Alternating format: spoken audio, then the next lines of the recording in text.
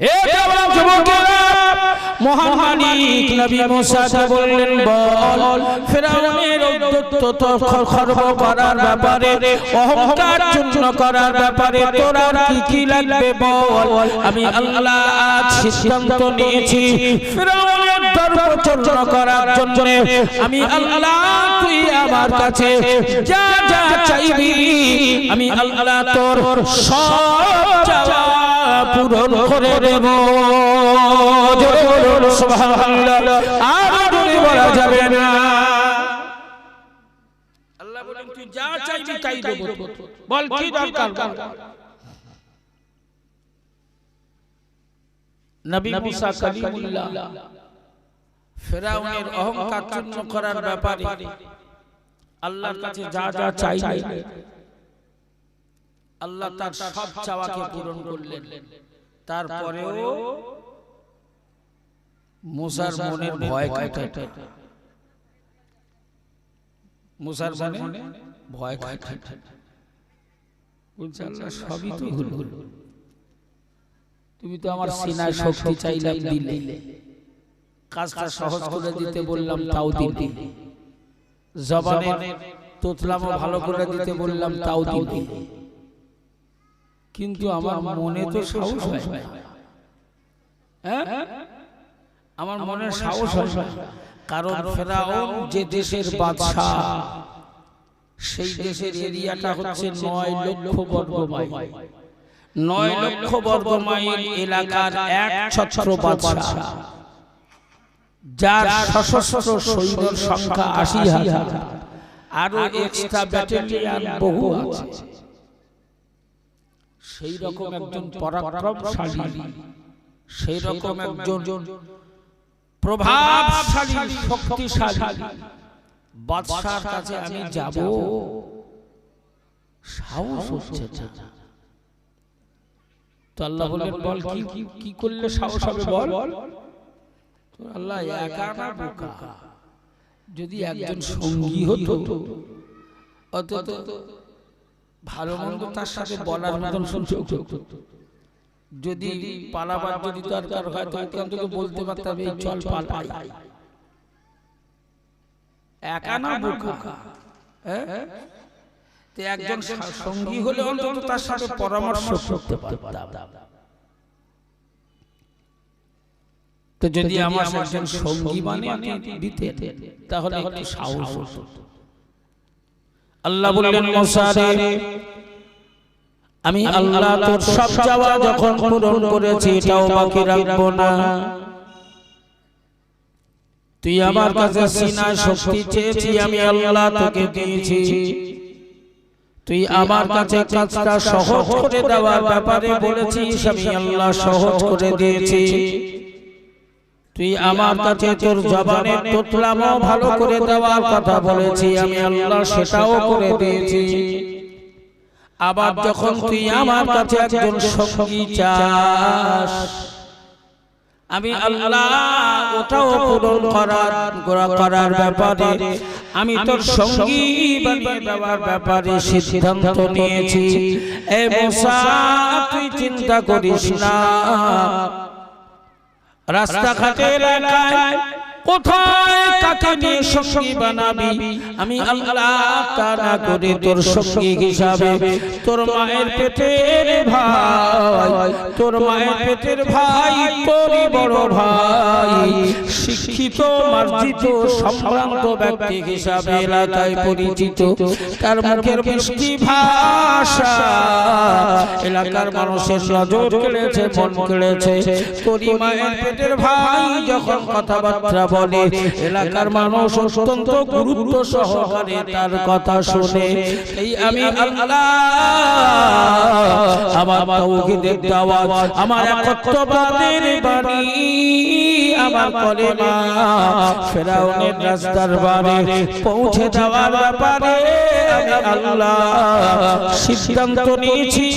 তোর হৃদয়, তোর অন্তরের ভয় কাটিয়ে দেওয়ার জন্য আমি আল্লাহ তোরই মায়ের পেটের বড় ভাই হারুনকেও আমি আল্লাহ নবুয়ত দান করে নবী বানিয়ে, ওরে মুসা তোর সঙ্গী বানিয়ে দিলাম।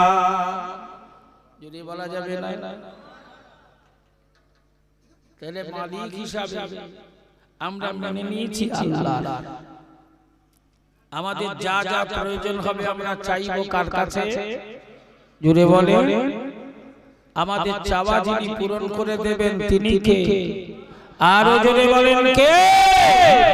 আমার মালিকের এই পাওয়ার, এই ক্ষমতা আছে না নেই? বিশ্বাস হয়? এই বিশ্বাস হয়? তাহলে আমরা চাইবো, ঠিক বলছো তো? ভালো করে বুকে হাত দিয়ে দেখে বল, সত্যি আল্লাহর কাছে চাও না অন্য কারোর কাছে যাও? বলে ওই সব কথা কি আর খুলে বলা যায়? বাবাজি, যদি মালিক হিসাবে আল্লাহকে মেনে নিয়ে রাতের অন্ধকারে দিনের আলোতে নিরালায় নির্জনে আমার মালিকের কাছে চাওয়ার মতো চাইতে পারো, আমার মালিক না দিয়ে ফেরত দেওয়ার মালিক আমার মালিক নয়। জোরে বলুন সুবহানাল্লাহ। যদি বলা যাবে না, যেমন করে চেয়েছে আমার মালিক তেমন করে তাদের দিয়েছে। জোরে বলুন সুবহানাল্লাহ। সেই মালিক যাদের, সেই নেতা যাদের, তারা আজ বিশ্বের কাছে মার খেয়ে বেড়াচ্ছে। এ বড় লজ্জা, এ বড় লজ্জা। গোটা পৃথিবীকে যে নেতা মানবতা শিখিয়েছে, গোটা পৃথিবীর কাছ থেকে, গোটা পৃথিবী যে নেতার কাছ থেকে সভ্যতা শিখেছে, গোটা পৃথিবীকে যে মানুষ, গোটা পৃথিবীর মানব জাতিকে যে মানুষ মানবতা শিখিয়েছে, সেই নেতার অনুসারীরা আজ গোটা পৃথিবীতে অপমানিত, লাঞ্ছিত, ঘৃণিত, তারাই আজ পড়ে পড়ে মার খাচ্ছে। ঠিক ঠিক। গোটা পৃথিবীকে মানবতা শিখিয়েছেন, মানবতার মুক্তির দূত, মানবতার মুক্ত প্রতীক তিনি হলেন আমিনার লাল, আখিরি নবী, নবী মুহাম্মদুর রাসূলুল্লাহ। জোরে বলুন সুবহানাল্লাহ। হে জওয়ান যুবকেরা, সোনার মানিকেরা, এই ছোট বিষয়টা আলোচনা করতে করতে হয়তো অনেকটা দূর এসে পৌঁছালাম। আমার আল্লাহ পাক নবী মুসা কালিমুল্লাহকে বললেন, বলো আর কি কি দরকার, কি কি লাগবে তোমার? নবী মুসা বললেন, আল্লাহ অনেক দিয়েছেন, যা চেয়েছি তাই তো আমায় দিয়েছেন, এখন শুধু কেবলমাত্র অপেক্ষা ফিরআউনের রাজদরবারে পৌঁছাবার এবং তাওহীদের দায়িত্ব পৌঁছে দেওয়ার। আমার আল্লাহ পাক বলেছিলেন, মুসাকে ফিরআউনের অহংকার চূর্ণ করার ব্যাপারে আমি আল্লাহ তোমার যা যা প্রয়োজন সবই দিয়েছি। আমি আল্লাহ আমার অলৌকিক ক্ষমতা, অলৌকিক মুজিজা তোমাকে তো ইতিপূর্বে একটা দুটো নয়, নয়টা মুজিজা আমি তোমাকে দিয়েছি। আমি আল্লাহ পাক আমি তোমার মুজিজা পূর্ণ লাঠি প্রদান করেছি, তোমার বগলের ভেতর থেকে আমি লাইট দান করেছি। আমি আল্লাহ পাক ফিরআউনের সাথে লড়াই করার ব্যাপারে তোমার সেই পাওয়ার, সেই ক্ষমতা আমি আল্লাহ প্রদান করেছি। তারপরেও আমি আল্লাহ তোমায় বলছি, আমার তাওহীদের দাওয়াত, আমার একত্ববাদের দাওয়াত ফিরআউনের দরবারে পৌঁছে যাওয়ার ব্যাপারে যদি তোমার আরো কিছু প্রয়োজন হয়, আমি আল্লাহ পাক জানিয়ে দিলাম, নির্দ্বিধায় নিঃসংকোচে আমার কাছে চাইতে পারো। কারণ আমি আল্লাহ সিদ্ধান্ত নিয়েছি আমার তাওহীদের দাওয়াত ফিরআউনের দরবারে পৌঁছে যাওয়ার ব্যাপারে তুমি আমার কাছে যা যা চাইবে আমি আল্লাহ তোমার সব চাওয়া পূরণ করে দেব। এ জওয়ান যুবকেরা, নবী মুসা বললেন আল্লাহ যা চেয়েছি তাই তো দিয়েছেন। আমার মালিক বললেন তাহলে আর দেরি কেন, যা যা যা ফিরাউনের রাজদরবারে পৌঁছে যা। এ জওয়ান যুবকেরা ভাই হারুনকে সঙ্গে নিয়ে রওনা হলো। ফিরাউনের দরবারে যখন গিয়ে পৌঁছালো ওরা দেখে তো অবাক হয়ে গেল, এ তো সেই মুসা যে মুসা আমাদের একজনকে এক চড়ে মেরে ফেলেছিল। এর এত বড় সাহস, এর এত বড় কলিজা যে আবার আমাদের সামনে এসে হাজির হয়েছে। এই জওয়ান যুবকেরা ফিরাউনের সামনে রীতিমতো লড়াইয়ে শরীক হলো। যুদ্ধ ঘোষণা হয়ে গেল। ওই যুদ্ধে অংশগ্রহণ করেছিল পৃথিবীর মানুষ আজ সাক্ষী, পৃথিবীর ইতিহাস আজ সাক্ষী। ফিরাউনের কাছে ৮০,০০০ সৈন্য থাকলেও, ফিরাউনের কাছে অজস্র ক্ষমতা থাকলেও আমার আল্লাহর তরফ থেকে প্রদান করা ক্ষমতা, আমার আল্লাহর তরফ থেকে প্রদান করা পাওয়ারের কাছে অবনত মস্তকে হার স্বীকার করে আমার আল্লাহ ফিরাউনের ধরা শক্তিকে নবী মুসা কালিমুল্লাহর কাছে পরাশক্তিতে পরিণত করে নবী মুসা কালিমুল্লাহর পক্ষে আমার আল্লাহ দান করেছিলেন মহাবিজয়। জোরে বলুন, আর জোরে বলা যাবে না। জিতেছিল কে? ফিরাউন না মুসা? সকলে মিলে বলে। মুসার কাছে কতটা শক্তি ছিল? সব শক্তি দুজন। মুসারা সব শক্তি কজন? দুজন, দুই ভাই মুসা আর হারুন, এছাড়া কেউ ছিল। পরবর্তী সময়ে ও যুবকেরা অনেক লম্বা আলোচনা শোনা। আমি আপনাদের কাছে যে আলোচনাটা করছি এটা আমার নানা দাদির গল্প নয়, এটা আমার দাদা নানির গল্প বলছি না। আমি কোরআনুল কারীমের 16 নম্বর পারা সূরা তাহা তাফসীর শোনাচ্ছি আপনাদের। এই আলোচনা পৃথিবীর কোনো মুফাসসির করে নাই, পৃথিবীর কোনো মুহাদ্দিস করে নাই, পৃথিবীর কোনো বিজ্ঞ আলেম করে নাই, পৃথিবীর কোনো নবী রাসূল করার সুযোগ পায় নাই। আমার আল্লাহ পাক পৃথিবীর নবী রাসূল পয়গম্বর আলোচক বক্তাদেরকে সুযোগ না দিয়ে, কোন মুফাসসিরকে সুযোগ না দিয়ে, কোন মুহাদ্দিসকে সুযোগ না দিয়ে এই সুন্দর আলোচনা একমাত্র যিনি করেছেন, এই সেই আলোচনার আলোচক হলেন স্বয়ং আমার আল্লাহ। সুবহানাল্লাহ। আপনি শুনলে অবাক হবেন, মুসার অনুসারী হিসাবে মুসাকে যারা পরবর্তী সময় মেনে নিয়েছিলেন, ওই মুসাকে মেনে নেওয়ার ফলে, মুসার অনুসারী হওয়ার ফলে পরবর্তী সময়ে যখন ফিরাউনের সঙ্গে বাকবিতণ্ডা, ঝামেলা, যুদ্ধের সম্মুখীন হতে হলো, এই রকম পরিস্থিতিতে ফিরাউনের লোকজন নবী মুসা কালিমুল্লাহকে তাড়াতে আরম্ভ করলো, মেরে ফেলবে সিদ্ধান্ত নিল, ধ্বংস করে দেওয়ার সিদ্ধান্ত গ্রহণ করা হলো। মুসা তার অনুসারীদেরকে নিয়ে এলাকা ছেড়ে পালাবার সিদ্ধান্ত নিয়েছিল। ঠিক সেই সময় দেখা গেল মুসার অনুসারীদেরকে নিয়ে ফিরাউনের লোকেরা তাড়া করে নিয়ে আসছে। মুসা তার অনুসারীদেরকে নিয়ে পালাতে গিয়ে নীল দরিয়ার কিনারায় আটকে গেল।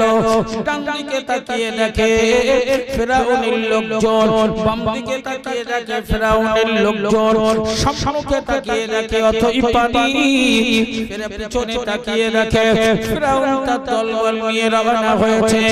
যাওয়ার কোনো সুযোগ নেই, বাঁচার কোনো জায়গা নেই। এরকম পরিস্থিতির উপরে আল্লাহ পাকের নবী মুসা কালিমুল্লাহ কর্তব্য বিমূঢ় হয়ে পড়লেন।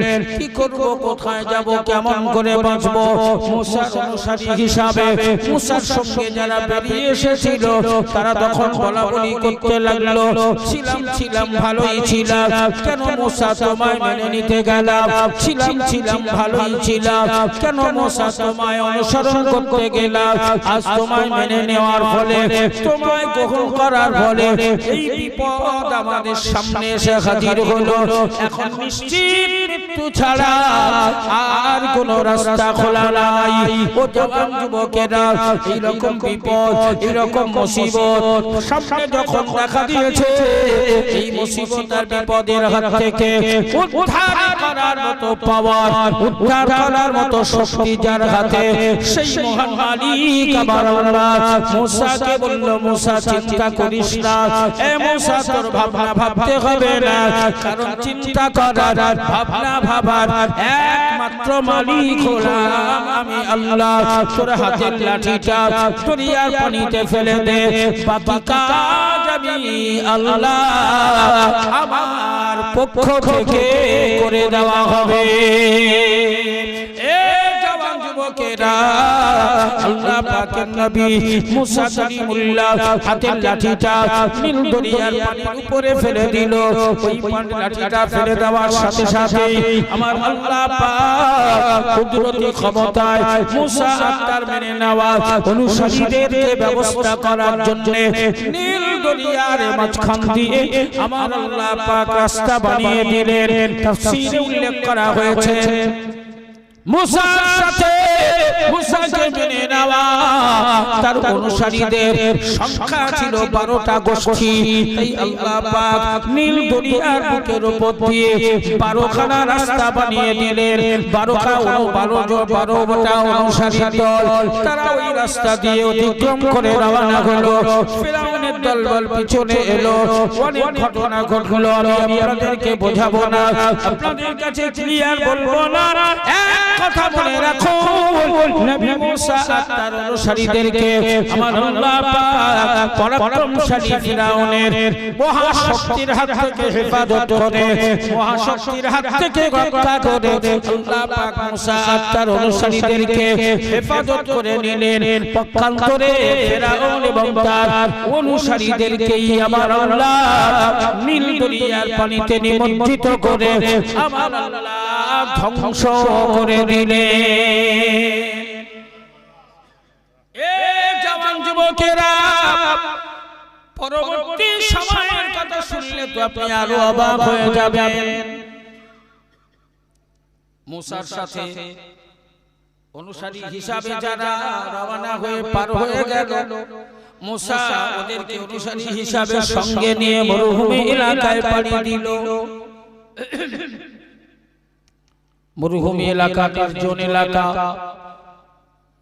সেখানে তো কোনো খাদ্য খাবার নাই। কি খেয়ে বাঁচবে সোনা, কি খেয়ে বেঁচে থাকবে?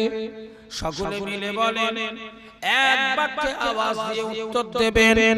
আমি খায়রুজ জামান, আমি আপনাদের কাছে হয়তো বা ক্লিয়ারলি ভাবে আলোচনা শোনাতে পারছি না, কারণ আমার অসুস্থতা আপনাদের কাছে আমার আলোচনায় বাধা সৃষ্টি করছে। যার জন্য আমি অত্যন্ত কষ্টের সাথে আপনাদেরকে আলোচনাটা করছি।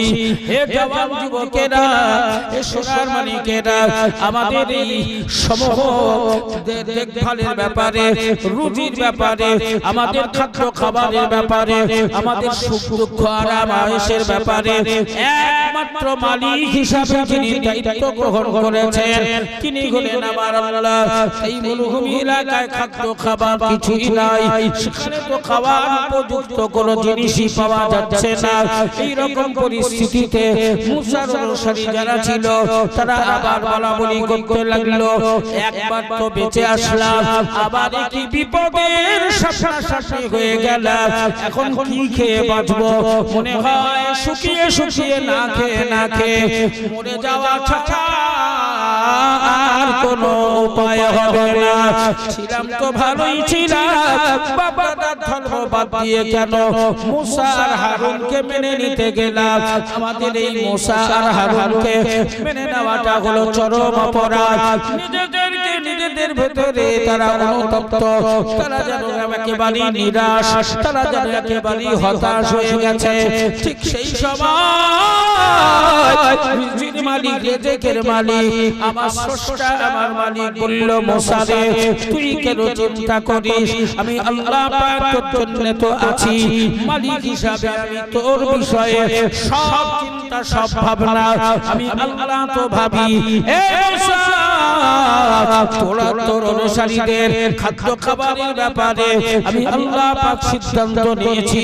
তোর সাথে তোর যত অনুসারী আছে, তোর যত ভালোবাসার মানুষ আছে, তোকে মেনে নেওয়ার মানুষ যত আছে, মাথা পিছু গণনা করে আমি আল্লাহ পাক পা রেখে প্রত্যেকটা ম্যান পিছু 100 থাকলে 100, 150 থাকলে 150, 200 থাকলে 200, এই পার হেড মাথা পিছু গণনা করে আমি আল্লাহ তোর অনুসারীদেরকে খাদ্য খাবারের ব্যাপারে আমি আল্লাহ আমার জান্নাতি খাবার মান্না ওয়া সালওয়া পাঠিয়ে দেওয়ার সিদ্ধান্ত নিয়েছি। জোরে বলা যাবে না? এই খাদ্য খাবারের চিন্তা করছিস? রুজির মালিক তো আমি আল্লাহ, তাই তোর অনুসারীদের খাবারের ব্যাপারে আমি আল্লাহ সিদ্ধান্ত নিয়েছি, জান্নাতি খাবার পৌঁছে দেব। জোরে বলুন সুবহানাল্লাহ। জোরে বলা যাবে না? জান্নাতি খাবার পৌঁছে দেবে, মান্না ওয়া সালওয়া। আচ্ছা আপনি বলেন কতদিন দেবে? কতদিন দেবে? ঘুরে ঘুরে কতদিন খাবে? নতুন আত্মীয় বাড়ি এসেছে, কুটুম এসেছে, প্রথম দিন, দ্বিতীয় দিন, তৃতীয় দিন, জাকজমট করে জোগাড় জানতে হচ্ছে, যত রকমের পিঠে পানা, বিরিয়ানি, বিভিন্ন রকমের যত আইটেম ছিল সব করে খাওয়া চলছে। 3 দিন একটানা চলছে। 3 দিন পার হয়ে গেছে, বাড়িওয়ালা দেখছে যে কুকুমের বাড়ি যাওয়ার কোনো লাইন নেই, খাওয়া ভালো পাচ্ছে তো, বাড়ি যাওয়ার কোনো লাইন নেই, সেরকম কোনো আনাগোনা দেখা যায় না। 1 সপ্তাহ পার হয়ে গেছে, তাও বাড়ি যাওয়ার নাম করে না। 1 সপ্তাহ পরে খোকা বাজারে যাচ্ছে, মা বাজারে যাচ্ছে, কি করবো, গোশত আনতে হবে না। 1 সপ্তাহ পরে গোশত এসে আনতে হবে না। 10 দিন 11 দিন হয়ে গেছে, তাও বাড়ি যায়। 12 দিনের দিনে খোকা বাজারে যাচ্ছে, মা কি নিয়ে আসবে? খোকা কিছু আনতে, গোশত আনতে হবে না, মাছ আনতে হবে। গোশত মাছ সব। 15 দিন হয়ে যাচ্ছে, তাও বাড়ি যায় না। তখন শুধু আলু সানা আর ডাল চলছে, আর কিচ্ছু জোগাড় করে না। তাও এ তো বাড়ি যাওয়ার নাম করে, কারণ কোনো কাজ কাম কিছু না করে ঘুরে ঘুরে খেতে পেলে কেউ বাড়ি যেতে চায় তো বাড়ি যায়। পরিশেষে দেখা যাচ্ছে যে মাস পুরো হতে যাচ্ছে, তবুও বাড়ি যাওয়ার নাম করে না। তখন বাড়িওয়ালা কি করে?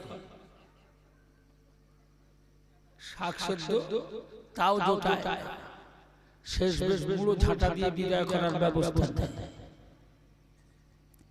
তো খেতে যে আল্লাহ দেবে, কতদিন দেবে? খোদার খাসি হয়ে কতদিন খাবে?